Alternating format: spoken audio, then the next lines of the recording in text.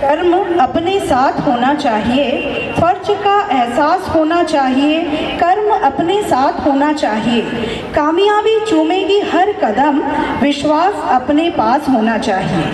तो ऐसे ही हमारे फर्ज को सच्ची श्रद्धा व निष्ठा से निभाने वाले विश्वास के धनी, जिन्होंने अपने कर्म निष्ठा से समाज में अपना स्थान बनाया।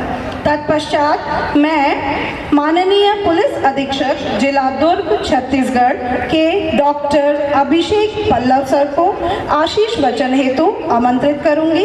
सर प्लीज आप आए और अपने आशीष वचन से हमें अनुग्रहित करें। पेरेंट्स, प्यारे बच्चों, टीचर्स, फैकल्टी, अब मुझे बहुत खुशी हो रही है कि मनसा कॉलेज ऑफ एजुकेशन में मुझे बुलाया गया। जैसा डीन सर ने बताया, शिक्षक होना बहुत बड़ी बात है। जब मैं स्कूल में पढ़ा करता था तो ये बात सोचते थे कि हम मिडिल क्लास परिवार से थे कि इंजीनियर बनना है, डॉक्टर बनना है। एक बार मेरे पापा ने मुझे पूछा, आप क्या बनना चाहते हो? मैंने कहा मैं शिक्षक बनना चाहता हूँ। पापा मैंने देखा थोड़ा दुखी से हो गए। मैंने सोचा कि शिक्षक ही समाज बनाता है। फिर लेकिन ये देश है इंडिया, यहाँ पे शुरू से हायरार्की रहती है, आप जहाँ भी जाते हैं। फिर जब मैं थोड़ा बड़ा हुआ तो मैंने देखा, मुझे लगा कि जो कॉलेज के प्रोफेसर्स हैं वो ज़्यादा अच्छे हैं, फिर स्कूल के 12th पढ़ाने वाले हैं, फिर 10th पढ़ाने वाले हैं, फिर 1 पढ़ाने वाले हैं, फिर नर्सरी केजी हैं। जब मेरा बच्चा हुआ तब मैंने देखा सबसे मुश्किल पढ़ाना है नर्सरी केजी में बच्चे को। बहुत पेशेंस चाहिए। उससे आसान है 1 to 5, उससे आसान है 5 to 10, और कॉलेज तो कॉम्पिटिटिवली आसान होता चला जाता है। तो जिस समाज ने टीचर्स की इज्जत नहीं की है वो समाज कभी आगे नहीं बढ़ पाया। आप वेस्टर्न कंट्री जाके देखें, वहाँ पे टीचर्स सबसे हाईली रेस्पेक्टेड हैं, सबसे ज़्यादा हाईली पेड है। यही कारण है कि दुनिया की जो टॉप यूनिवर्सिटी है उसमें बाहर के यहाँ अभी भी टॉप यूनिवर्सिटी में नहीं आ पाए हैं। इसका कारण यही है कि हमने उसको अहमियत नहीं दी है। जब हम अहमियत देंगे तो हम आगे बढ़ेंगे। टीचिंग बहुत डिफ़िकल्ट काम है। जो लोग यहाँ एस्पायरेंट्स हैं, टीचर्स बनेंगे आने वाले समय में, टीचिंग के लिए बहुत ज़रूरी है कि पहले जो चीज़ हम पढ़ाना चाह रहे हैं उसको हम खुद आत्मसात करें। टीचर्स रोल मॉडल्स हैं स्टूडेंट्स के लिए। यदि टीचर्स ही बाहर जाएंगे, वो स्मोक करेंगे, टीचर्स ही क्लास में लेट आएंगे और फिर बोलेंगे कि डिसिप्लिन होना चाहिए, यदि टीचर्स ही अपनी बाइक को टेढ़ा मेढ़ा घुमाएंगे, रैश ड्राइविंग करेंगे, बच्चों को क्या बताएंगे? टीचर्स एक मिरर है जो बच्चों को देखते हैं कि जब बच्चे बड़े होते हैं, आप सोचे बच्चे 6 घंटे कम से कम स्कूल में रहते हैं, कॉलेज में भी 6 से 8 घंटे रहते हैं, 6 घंटे 8 घंटे सोते हैं। तो जगे हुए का 50% से ज़्यादा समय जो है वो स्कूल में निकालते हैं। बच्चे टीचर और बच्चों का जो रिलेशन होता है वो इतना इंट्रिकेट होता है। पेरेंट्स को समझाते भी हैं तो बच्चे समझने में समय लेते हैं, लेकिन टीचर एक बार कोई चीज़ बोलता है तो बच्चा उसको बहुत ध्यान से करता है। टीचर को अच्छा नहीं है जो बहुत ब्रिलियंट बच्चा है उसको आगे बढ़ा रहा है, वो तो वैसे भी आगे बढ़ जाता है। हम एक लास्ट बच्चे को जो सबसे कमज़ोर बच्चा है उसको हम ऊपर उठा पाते हैं तो वो टीचर के लिए सेटिस्फैक्शन की बात है। लेकिन क्लास के हर बच्चे को साथ लेके जा पाते हैं, क्योंकि यही भविष्य है हमारे देश का। कॉलेज बहुत ज़्यादा खुल गए, engineering college, medical college, pharmacy college, nursing college, education college. ज़रूरी है कि क्वालिटी होनी चाहिए एजुकेशन की, लोग एम्प्लॉय होने चाहिए। मुझे बहुत खुशी है कि कॉलेज ने 25 साल का लंबा सफ़र पार किया है और इनका स्टैंडर्ड आप देख सकते हैं, यूनिवर्सिटी में स्टूडेंट्स मेरिट में हैं। लेकिन जो भी यहाँ स्टूडेंट्स हैं, जब आप यहाँ से निकलोगे तो अभी आप कॉलेज की छत्र छाया में हो, जब आप खुली पक्षी बनोगे, दुनिया बहुत कॉम्पिटिटिव है। टीचर्स के लिए बहुत ज़रूरी है कि वो हार्ड स्किल और सॉफ्ट स्किल दोनों जाने। आप अपने ऑडियंस को जाने कि आप किस तरह के बच्चों को पढ़ा रहे हैं। जो टीचर अपने ऑडियंस को नहीं समझेगा, कितने बच्चे आपके वीक हैं, कितने बच्चे आपके मॉडरेट हैं, कितने बच्चे आपके अच्छे हैं, अच्छे बच्चों को कैसे आगे बढ़ाना है, मॉडरेट बच्चों को कैसे पढ़ाना है, कमज़ोर बच्चों को कैसे साथ लेके चलना है। टीचिंग में बहुत पेशेंस चाहिए। जो आदमी पेशेंस नहीं रख सकता उनके लिए टीचिंग बहुत डिफ़िकल्ट है। उसको डेवलप करने की आदत डालें, एक जगह बैठने की आदत डालें। जो टीचर खुद एक जगह नहीं बैठ सकता आधा घंटा 1 घंटा, वो बच्चों को कैसे पढ़ा पाएगा। बहुत जल्दी हमें लगता है हम बच्चे हैं, अचानक हम टीचर बन जाते हैं। अभी आप स्टूडेंट हो, 2 साल 3 साल में आप भी टीचर बन जाओगे। वो गैप बहुत छोटा रहता है, आदमी मैच्योर नहीं हो पाता। और करियर में शुरू में जैसा आप कर रहे हो वो पूरे करियर को आपको डिफाइन करता है, क्योंकि जब आप कॉलेज से बाहर निकलोगे तो पूरे लोगों की नज़र में रहोगे। आपके आने से पहले आपकी रेपुटेशन आएगी कि टीचर अच्छा है, टीचर खराब है। आदमी को हर जगह अच्छे लोग हैं, मीडियोकर हैं और ख़राब है, लेकिन टीचिंग एक प्रोफेशन की तरह, जैसे मैं डॉक्टर था, मेडिकल एक प्रोफेशन के साथ एक सर्विस है, वैसे ही टीचिंग एक प्रोफेशन के साथ एक सर्विस है। हम अपने बच्चों को कितनी जिम्मेदारी के साथ स्कूल के हवाले करते हैं। उन पेरेंट्स से पूछिए। बच्चों को, जब मुझे ध्यान है मेरा बच्चा जब 2 साल का था, उसको मैं प्ले स्कूल में भेज रहा था। बच्चा स्कूल जाने में रोता था तो स्कूल भेजने में हमें दर्द होता था। वो सबके साथ है। हम एज ए टीचर, आप बच्चों को जो सपोर्ट करते हो, हमें देखना है कि हम बच्चों को कैसे, बच्चों की साइकोलॉजी समझें। मैं पीटीएम में जाता हूँ, एक बच्चे के सामने दूसरे बच्चे की कमजोरी बताई जाती है, ये कमजोरी है, ये कमजोरी है। आप सोचिए, हम इस उम्र में हमें डांट पड़ जाए तो हमें 5 दिन तक नींद नहीं आती। वो बच्चा 3 साल का, 5 साल का, 8 साल का, उसको हमने 5 कमजोरी 5 पेरेंट्स के सामने बता दी। वो 5 पेरेंट्स की माएँ आपस में भी लड़ेंगी और पूरा साइड इफेक्ट बच्चे पे हो जाएगा। बहुत ज़रूरी है कि बच्चों को हम मेंटली रेजिलिएंट बनाएं, खुद भी मेंटली रेजिलिएंट रहें, बच्चों को भी मेंटली रेजिलिएंट बनाएं। आज के टाइम में आत्महत्याएं की केस इतने बढ़ रहे हैं। हम केवल रिजल्ट पे, मार्क्स के ऊपर रहते हैं। रिजल्ट जरूरी है, हम नंबरों से ही गिने जाते हैं, लेकिन आप खुद सोच के देखें। अभी मैं यहाँ जितने पेरेंट्स बैठे हुए हैं या बच्चे बैठे हुए हैं, उनसे मैं पूछूं क्लास 4th में आपको कितने मार्क्स आए थे मैथ्स में, कितने मार्क्स आए थे हिंदी में, एक बच्चा नहीं बता पाएगा। 10th और 12th के मार्क्स हम मुश्किल से बता पाते हैं, लेकिन ये मार्क्स फीडबैक के लिए है कि हमें क्या कमियां हैं जिसको हम दूर कर सकते हैं। मेरा बेटा है, उसके साथ मुझे आके बता रहा था कि पापा हमारे क्लास में इन 3 बच्चों को रेमेडियल क्लास में भेज दिया गया। सब बच्चे हंस रहे थे उसके ऊपर, उसको 1 घंटा एक्स्ट्रा बैठना पड़ता है। वो बच्चे की क्या रेमेडी होगी? वो बच्चा तो पूरे क्लास में सेपरेट हो गया, पूरे स्कूल में स्टिग्मेटाइज हो गया। हमें जरूरी है कि हम बच्चे का आत्मविश्वास बढ़ाएं, क्योंकि आत्मविश्वास ऐसी चीज है जो बच्चे का एक बार घट जाए तो कभी नहीं बढ़ सकता। लाइफ एक मैराथन है, ये 100 मीटर की दौड़ नहीं है। आज जो आगे है कल पीछे हो जाएंगे, जो पीछे हैं वो आगे निकल जाएंगे। हमें बच्चों को सिखाने की आवश्यकता है कि जिंदगी कभी एक सपाट नहीं है, यहाँ उतार चढ़ाव आएंगे। कुछ लोग ज़्यादा मेहनत करेंगे, उन्हें कम रिजल्ट मिलेगा, कुछ लोग कम मेहनत के बाद भी रिजल्ट ज़्यादा मिल सकता है। लाइफ अनसर्टेन है, हमें अनसर्टेनिटीज़ के लिए तैयार रहना पड़ेगा। हमें बच्चों को स्ट्रॉन्ग बनाना है कि कोई भी चीज़ हो तो उसको बच्चा सेल्फ रिफ्लेक्ट करे। टीचर को काम है बताना कि बच्चा इम्प्रूव कैसे कर पाए। इस देश में समस्या ये है कि हम केवल कमियां गिनाते हैं। बच्चे में A, B, C, D, E, F, G, H 2 कमियां हैं। हमारा काम है कि वो कमियों को बच्चा कैसे एड्रेस करे, क्योंकि आज के टाइम में मैं देखता हूँ पेरेंट्स पीटीएम के नाम पे उनके हाथ पैर ठंडे पड़े रहते हैं। 3-4 दिन पहले परेशान हो जाते हैं पेरेंट्स के, हम पीटीएम में जाएंगे तो उसके बाद उन पेरेंट्स की भी काउंसलिंग की आवश्यकता है। पीटीएम के बाद इतना post traumatic stress disorder type का हो जाता है। जब पेरेंट्स का इतना स्ट्रेस हो जाता है, सोचे बच्चों का क्या होगा। मेरा बच्चा अभी कल पीटीएम में जा रहा था तो बोला पापा मम्मी को लेके नहीं जाऊंगा, आप ही को लेके जाऊंगा। मैंने कहा क्यों? आप जाते हो तो अच्छा अच्छा बोलते हो, मम्मी जाती है पहले घर की 3 कमियां गिना देती है। वो क्लास 5th का बच्चा है, सोचिए। वो पीटीएम पे 2 दिन परेशान था। वो रात में नींद में बोल रहा था कि डांट पड़ रही है, ये पड़ रही है। सोचिए बच्चों को नींद में बोलने की आवश्यकता पड़ रही है।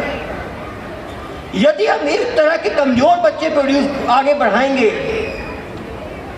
इंडियन शुरू से कॉम्पिटिटिव रहते हैं, हम वो चूहे की तरह है, चूहे की दौड़ में इंडियन चूहे से वो आगे कोई नहीं दौड़ सकता। लेकिन हमें सोचने की जरूरत है, टॉप 100 यूनिवर्सिटी में हम 1-2 यूनिवर्सिटी नहीं बना पाए दुनिया में।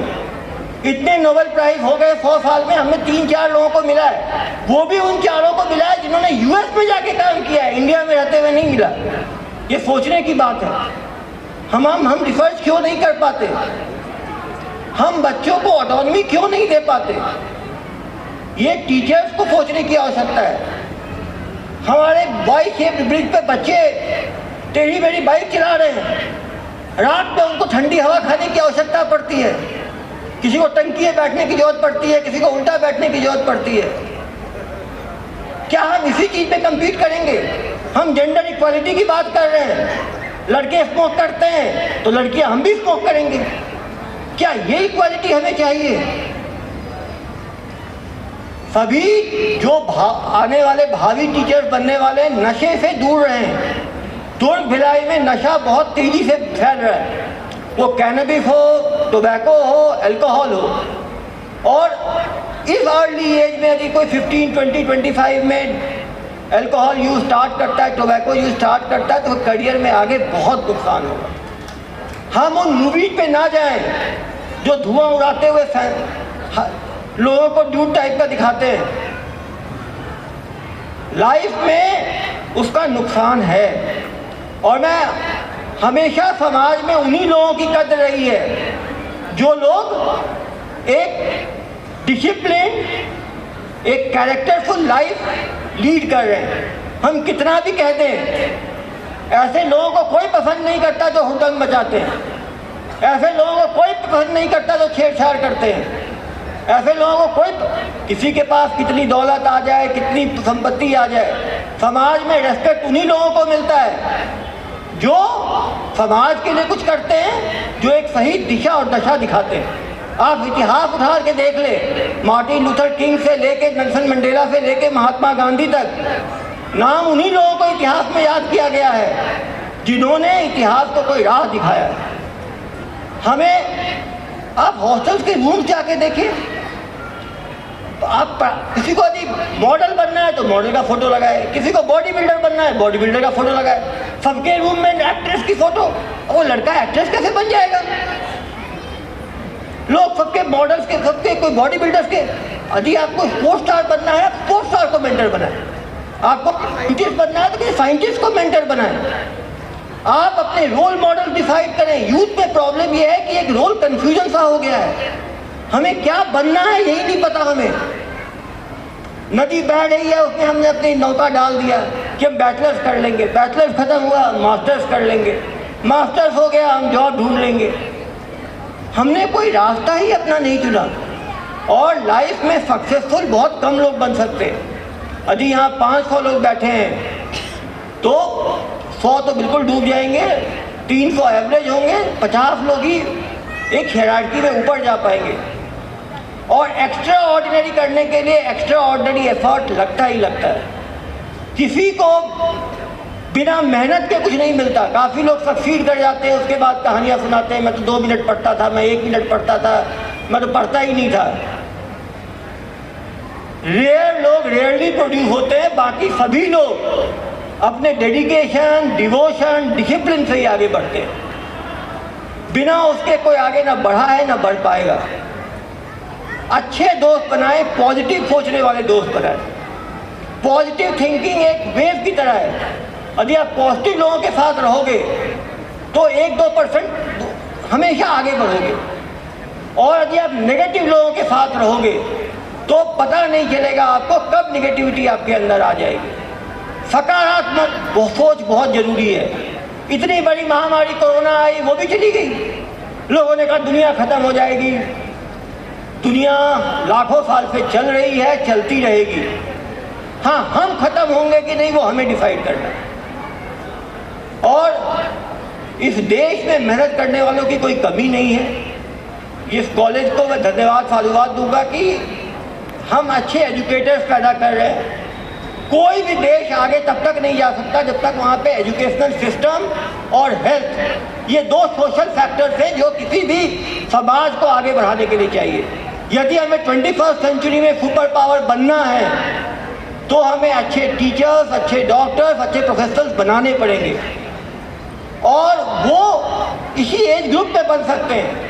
कृपया अपना पथ जो है वो रास्ता अपना ना भटके। कॉलेज में आने के बाद लोग कम उम्र में 18-20 साल में कॉलेज में आ जाते हैं, हार्मोनल चीज़ें रहती हैं, लोग एक्साइटेड रहते हैं, लोग सोचते हैं घर से दूर गए, कॉलेज को हम एंजॉय करें। ये समय लौट के कभी नहीं आएगा और हार्ड स्किल जो होते हैं उसकी हमेशा वैल्यू है। हम कितना भी बोल दें, जो पढ़ा हुआ व्यक्ति रहता है वो पढ़ने से अपने नॉलेज अपने आप एक कॉन्फिडेंस देती है और वो कॉन्फिडेंस हमेशा काम आता है। सॉफ्ट स्किल डेवलप करें, कम्युनिकेशन स्किल्स, कैसे बात करनी है, अपनी बात कैसे रखनी है, कैसे नेगोशिएट करना है, कैसे अपना एंगर कंट्रोल करना है, कैसे हमें सीनियर्स को रेस्पेक्ट करना है। एक चीज़ हमेशा याद रखें, यदि आप किसी कॉलेज में हो, किसी बिजनेस में हो, किसी प्रोफेशन में हो, यदि आप अपने सीनियर्स को रेस्पेक्ट नहीं देंगे तो आप कभी नॉलेज इम्बाइब नहीं कर पाएंगे, क्योंकि सीनियर्स जिनको लाइक करते हैं उनको दिल से कुछ चीज़ें बताते हैं। रेस्पेक्ट देना और रेस्पेक्ट लेना ये एक बहुत बड़ी आर्ट है। भाषा बहुत ज़रूरी है, भाषा हमेशा सरल होनी चाहिए। ये मूवीज़ देख के हम अभद्र भाषा जो सीखते हैं, वो अभद्र भाषा किसी को अच्छी नहीं लगती।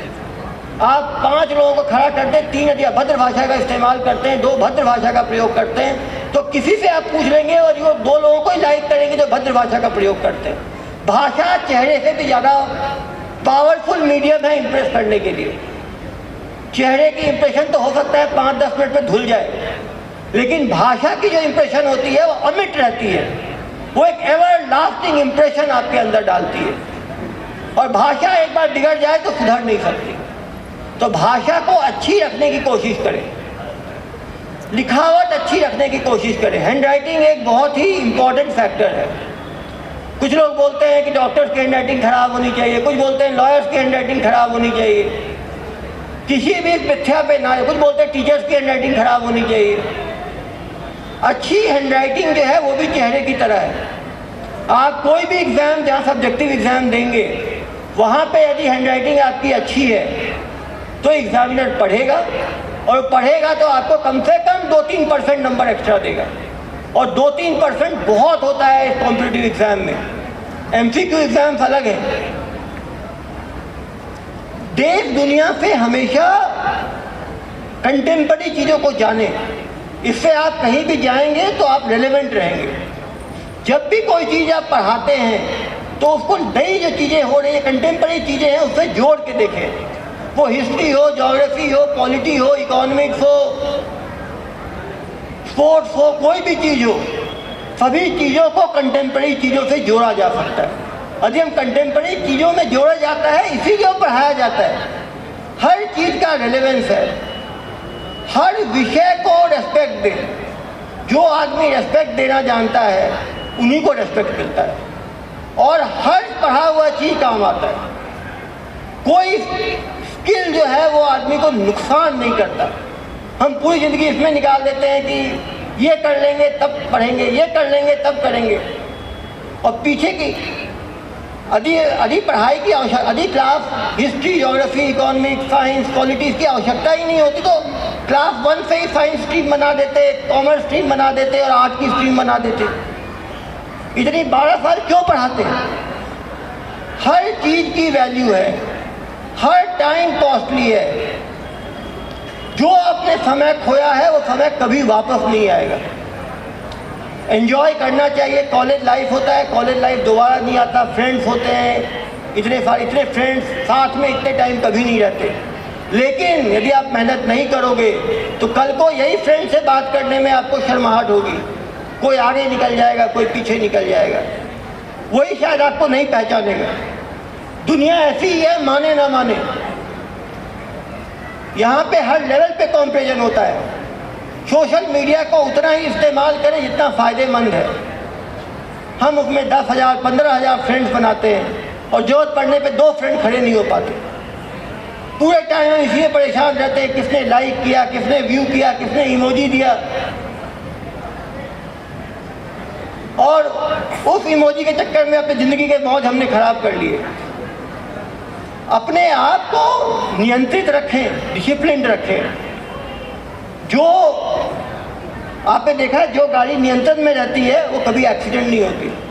जो टेढ़ा मेढ़ा चलती है उसमें एक्सीडेंट होने के चांसेस बहुत ज़्यादा रहते हैं।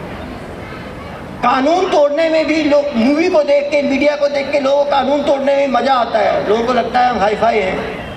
कानून आप ही के लिए बनाए गए हैं। एक बार उसको तोड़ने की आदत पड़ जाए तो उसका पालन कभी नहीं कर पाएंगे।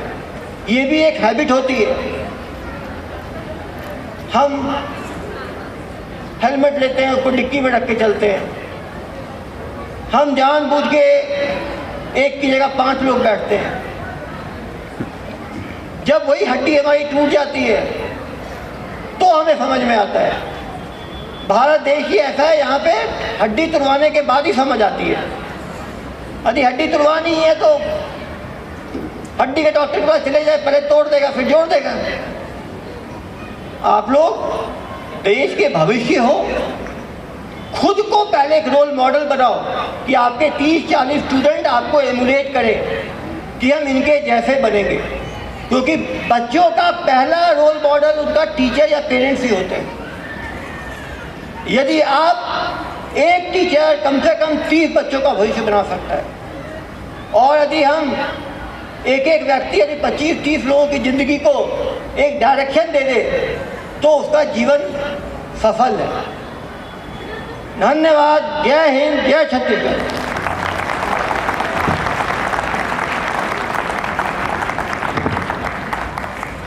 धन्यवाद सर।